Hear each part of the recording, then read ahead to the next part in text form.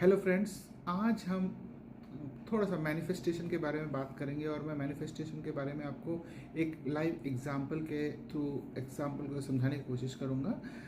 हम बहुत लोग मैनिफेस्टेशन करते हैं। बहुत लोग बोलते हैं कि मुझे 1-2 महीने के अंदर में 1 लाख रुपए पर मंथ होनी चाहिए, या बोलते हैं कि मुझे एक 4 व्हीलर होनी चाहिए 4 महीने के अंदर में, वगैरह वगैरह। बट हम बहुत कम लोगों को ऐसे मिलते हैं जो बोलते हैं कि मेरी मैनिफेस्टेशंस पूरी हो गई और मेरी जो ख्वाहिश है, मुझे अपने मैनिफेस्टेशन को मैं पा पाया। अब इसका क्या रीज़न है?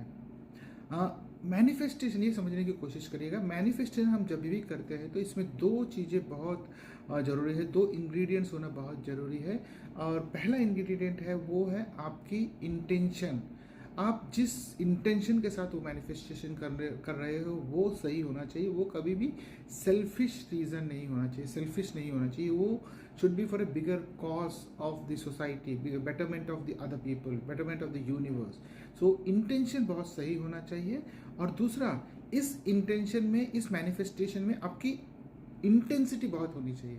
Intention and intensity, these are the two very important ingredients for a manifestation to come true. Example बताता हूँ। मेरे एक कलीग है जो एक वो he is from Bangalore, and वो अपने घर से दूर, फैमिली से दूर अलग जगह में आके जॉब कर रहे थे। और वो 2 महीने के लिए उन्हें भेजा गया था यहाँ पे उनके कंपनी के द्वारा। बट वो 1.5 साल करीब यहाँ पे रुक गए। अब नाउ ये मैनिफेस्टेशन, मैंने उनको मैनिफेस्टेशन कराया, विजुअलाइजेशन कराया, और इनकी और उनके विजुअलाइजेशन सही भी हो गए। उन्होंने एक पर्टिकुलर डेट दिया और उस डेट का 12 के अगस्त का डेट दिया था। 12 सितंबर को उनको जॉब ज्वाइन करने के लिए बोला गया। अब वो वापस अपने घर जाना चाह रहे थे, एक दूसरे, वो फैमिली से दूर थे। तो उनकी इंटेंशन थी, बहुत सही थी, कि वो he wanted to go back to his family and stay with his family. That was a very very true intention.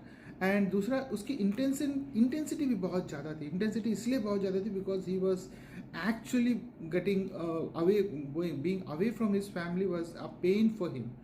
And to go back to his family, to have that love, affection and caring from his family, from his daughter, from his wife, from his father, was so very important. So intensity was also very strong. So when he did this particular visualization with the manifestation and visualization, coupled with visualization for just 2 months, and he got the results.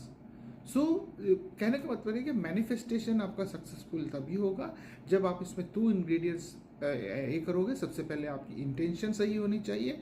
It should be for the greater cause of the society, betterment of the society.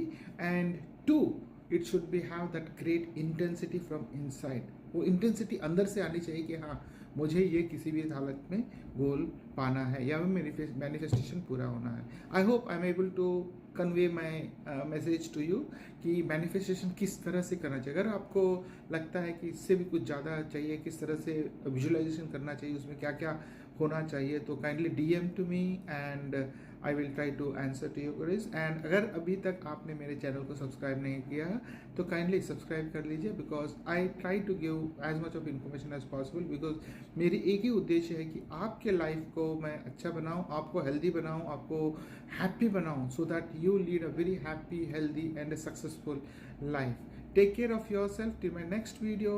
Jai Hind.